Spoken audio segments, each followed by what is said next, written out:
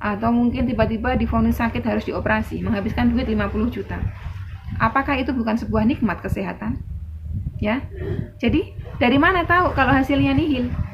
Bagaimana kalau ternyata sholawat-sholawat yang kita dawamkan itu oleh Allah SWT dikonversikan ya, digantikan ijabahnya dengan kesehatan. Yang tadinya kita minta 50 juta, tetapi oleh Allah yang tadinya kita harusnya takdirnya kita itu harusnya, oh misalnya Wiwin kamu tanggal sekian, bulan sekian, tahun sekian kamu harusnya sakit masuk rumah sakit habisin duit 50 juta.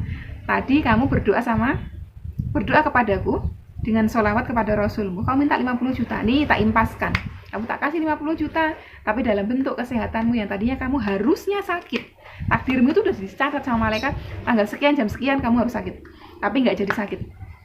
Sebab apa?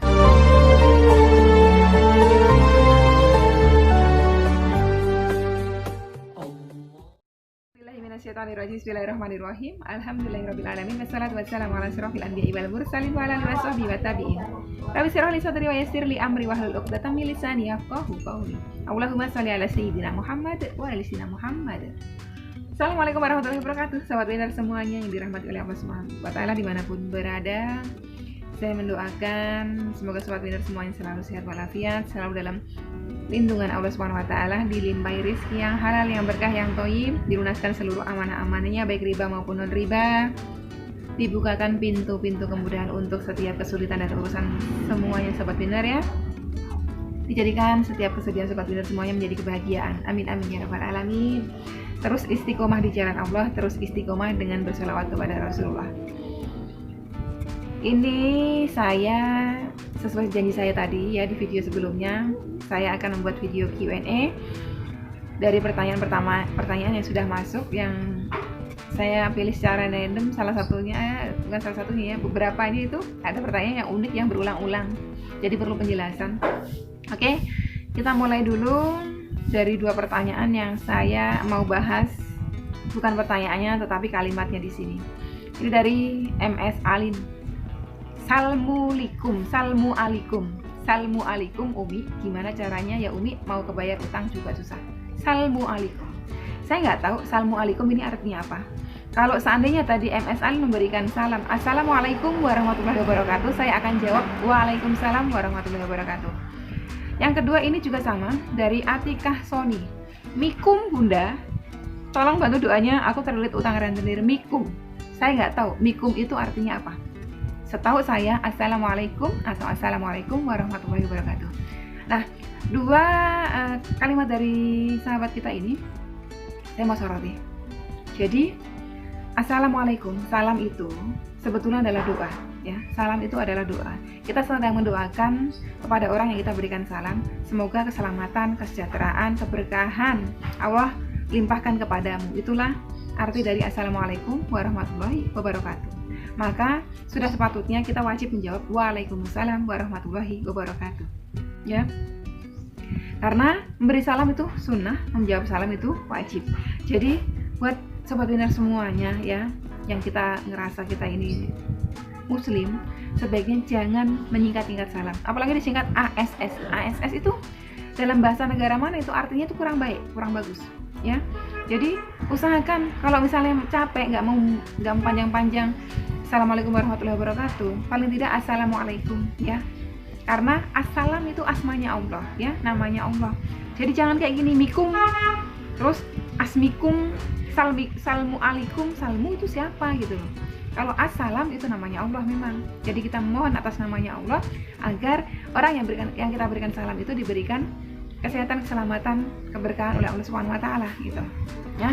Jadi di sini saya koreksi. Siapapun teman-teman semuanya belajarlah untuk memberikan salam yang baik, karena salam itu sangat baik sekali. Kita saling mendoakan sesama muslim. Terus ini dari Mbak Yeni. Ini sih akunnya One Piece. Assalamualaikum warahmatullahi wabarakatuh Umi. Nah ini yang paling bagus. Nggak disingkat sama sekali, bahkan warahmatullahi wabarakatuhnya nggak disingkat sama sekali. Assalamualaikum warahmatullahi wabarakatuh. Waalaikumsalam warahmatullahi wabarakatuh. Saya ini dari Malang, saya mau tanya apakah boleh bersolawat sambil baring-baring? Semoga Umi sehat, jazakillah khairan. Wa jazakillah khairan katsiran. Untuk Mbak Yeni, bolehkah solawat sambil baring-baring? Boleh. Sambil duduk boleh, sambil berkendara boleh. sambil tiarap boleh, silakan. Mana yang nyamannya saja. Jadi buat saudari-saudariku semuanya, saudara-saudaraku yang mungkin sedang diuji sakit, mungkin stroke ya. Ada tuh di UCR beliau stroke. Stroke itu kan umumnya anggota tubuh itu mau bergerak agak susah ya, apalagi kalau yang stroke sampai lisannya itu nggak bisa ngucap ya, tapi setidaknya hatinya itu masih bisa ngucap Allahumma sholli ala sayyidina Muhammad wa ala sayyidina Muhammad gitu ya. Jadi tidak ada halangan. Dari setelah kita dibolehkan memang sholawat sambil baring boleh, sambil apa aja boleh, di mana aja boleh, kecuali di toilet sama di kamar mandi nggak boleh, karena toilet kamar mandi itu tempat yang nggak baik, tempat buang-buang kotoran, buang-buang najis, tempatnya jin. Ides Rozana, Assalamualaikum Umi. Waalaikumsalam warahmatullahi wabarakatuh. Kalau mau bersolawat, apa harus berzikir dulu atau bisa langsung solawat Umi? Boleh langsung solawat. Mau zikir dulu boleh, mau hadiahkan dulu Al-Fatihah boleh ya, kepada Rasulullah ya, kepada guru-guru kita boleh. Tapi paling tidak, kalaupun misalnya mau langsung bersolawat, baca dulu basmalah ya. Bismillahirrohmanirrohim. Kita mengucap dulu namanya Allah. Terus ini dari Parsini aja. Assalamualaikum Bu, saya seorang janda ya. Waalaikumsalam warahmatullahi wabarakatuh. Punya utang dan sekarang ini saya menyekolahkan. Oh iya Bu, saya punya anak 3. Saya udah sering mewiridkan sholawat Jibril yang jumlahnya sedikit, yang banyak tapi hasilnya nihil. Jumlahnya sedikit, yang banyak tapi hasilnya nihil. Gimana Bu? Saya malu ditagih. Gimana Bu? Tolong bantu. Ini bantu apa dulu? Bantu doa, insya Allah saya doakan untuk Mbak Parsini semoga dilunaskan seluruh amanah-amanahnya. Gitu. Kalau bantu finansial saya belum bisa. Nah, gini Mbak Parsini, ini kemarin ada yang sudah saya nasihatin ya, tapi hasilnya nihil. Ini yang perlu digarisbawain. Dari mana tahu hasilnya nihil? Nah, dari mana tahu hasilnya nihil? Mbak Parsini sama berapa tadi tuh? 3 putra-putrinya masih sehat walafiat. Itu bukankah itu nikmat Allah? Itu nikmat Allah. Bayangkan misalnya tiba-tiba Mbak Parsini jatuh sakit, harus dirawat di IGD, harus dirawat di rumah sakit, harus opname 5 hari, yang mungkin menghabiskan duit 20 juta. Atau mungkin tiba-tiba divonis sakit harus dioperasi, menghabiskan duit 50 juta. Apakah itu bukan sebuah nikmat kesehatan? Ya. Jadi, dari mana tahu kalau hasilnya nihil? Bagaimana kalau ternyata sholawat-sholawat yang kita dawamkan itu oleh Allah SWT dikonversikan ya, digantikan ijabahnya dengan kesehatan. Yang tadinya kita minta 50 juta, tetapi oleh Allah yang tadinya kita harusnya, takdirnya kita itu harusnya, oh misalnya Wiwin kamu tanggal sekian, bulan sekian, tahun sekian kamu harusnya sakit, masuk rumah sakit, habisin duit 50 juta. Tadi kamu berdoa kepadaku dengan sholawat kepada Rasulmu, kamu minta 50 juta, nih tak impaskan, kamu tak kasih 50 juta, tapi dalam bentuk kesehatanmu yang tadinya kamu harusnya sakit. Takdirmu itu udah dicatat sama malaikat, tanggal sekian, jam sekian kamu harus sakit, tapi nggak jadi sakit. Sebab apa? Kamu udah minta kepadaku 50 juta, tak tunaikan langsung. Nah, jadi dari situlah kita harus berbaik sangka kepada Rabb kita. Jangan ada kata-kata lagi ya, di antara kita itu jangan ada kata-kata kok belum ada hasil, kenapa nihil ya, sampai kapan gitu. Nah, jangan ada seperti itu. Karena kalau kita seperti itu jatuhnya kita menjadi manusia yang kufur nikmat, dan kufur nikmat itu adalah dosa besar. Kita jadi manusia kalau kita ngingetnya duniawinya aja.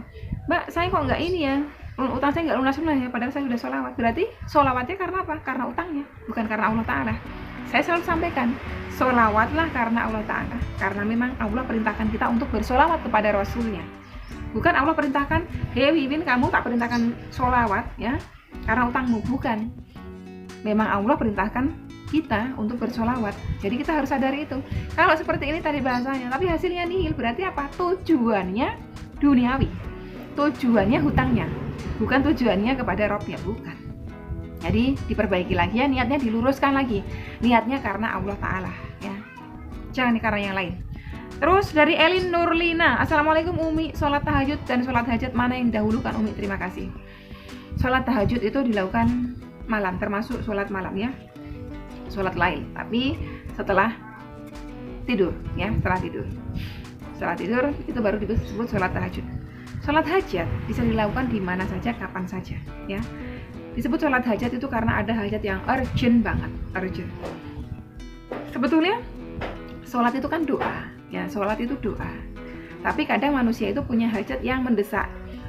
Jadi kita diberikan oleh Allah kesempatan untuk berdoa itu 5 waktu, ya.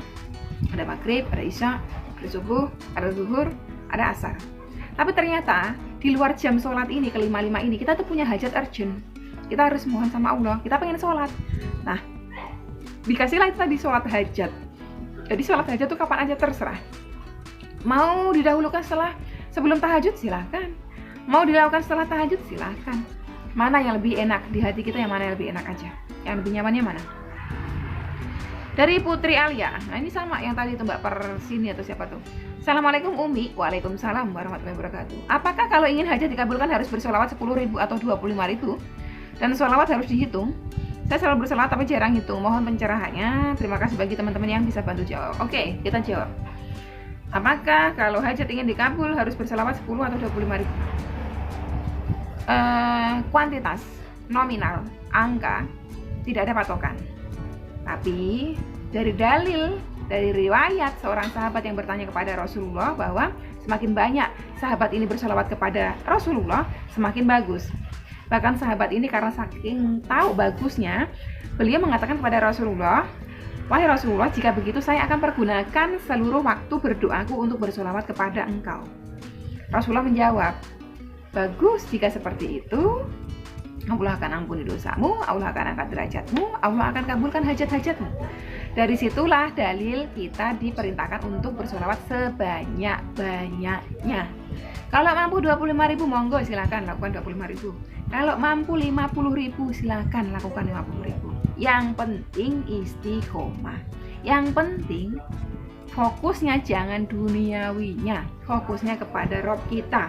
Kita bersolawat itu karena diperintahkan oleh Allah Subhanahu wa taala untuk bersolawat kepada Rasulullah, dan di situ itu kita sedang berusaha untuk menghadirkan Rasulullah di hadapan kita, bukan untuk menghadirkan duniawinya, bukan.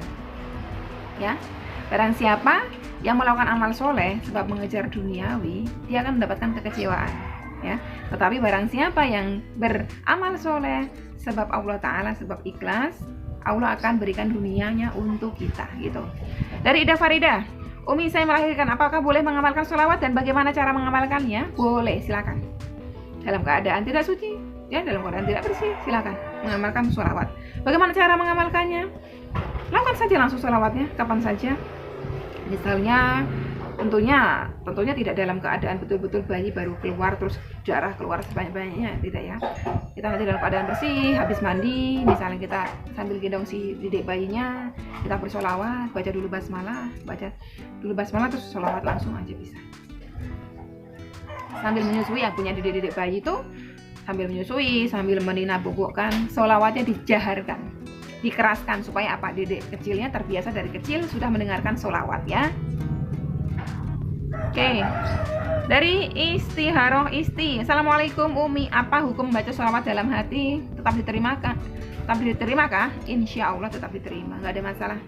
Yang suka sir-sir, yang suka jahar-jahar.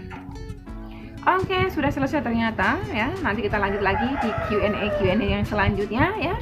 Saya nanti akan buat playlistnya. Sampai sekarang saya masih belum sempat buat playlistnya.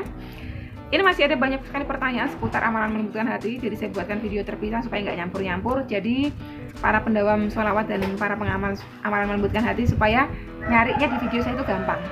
Setelah itu juga masih ada pertanyaan seputar riba, saya belum sempat buatin video. Insya Allah doain aja hari ini saya punya banyak waktu, jadi nanti saya akan syuting lagi 2 video menjawab pertanyaan seputar amalan melembutkan hati dan juga amalan seputar masalah riba. Oke, sekian dulu. Wassalamualaikum warahmatullahi wabarakatuh.